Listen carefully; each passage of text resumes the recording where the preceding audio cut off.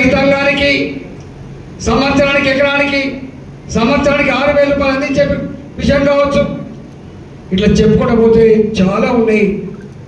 అన్నిటికంటే ముఖ్యంగా నాయకుడు కేవలం రోడ్లు వేసేవాడు మాత్రమే కాదని, నాయకుడు రైల్వే లైన్లు వేసే నాయకుడు మాత్రమే కాదని, నాయకుడు ఆపద వచ్చినప్పుడు ధైర్యాన్ని ఇచ్చే బిడ్డగా ఉండాలి, ఆదుకునే బిడ్డగా ఉండాలని చెప్పిన వ్యక్తి నరేంద్ర మోడీ గారు.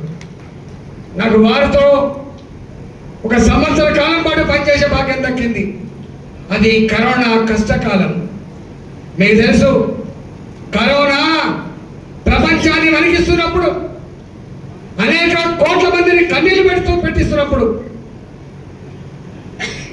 అమెరికాలో చైనాలో ఆ దవాఖాన చూసి ఆ ట్రీట్మెంట్ చూసి చాలామంది కామెంట్ చేశారు, ఈ రోగం భారతదేశానికి వస్తే బస్తీలలో ఉండే ప్రజలు, గ్రామాలలో ఉండే ప్రజలు కుప్పలు కుప్పలుగా చచ్చిపోతారని చెప్పి పత్రికలు రాసినాయి.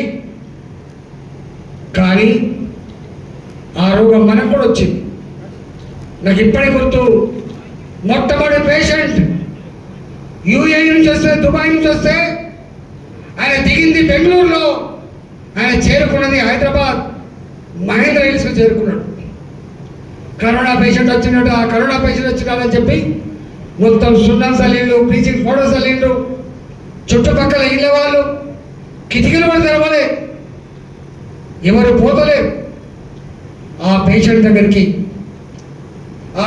దగ్గరికి మొట్టమొదటిగా గాంధీ హాస్పిటల్ చేయించి నేను పోయి పలకరించిన, బిడ్డ దీనికి మందు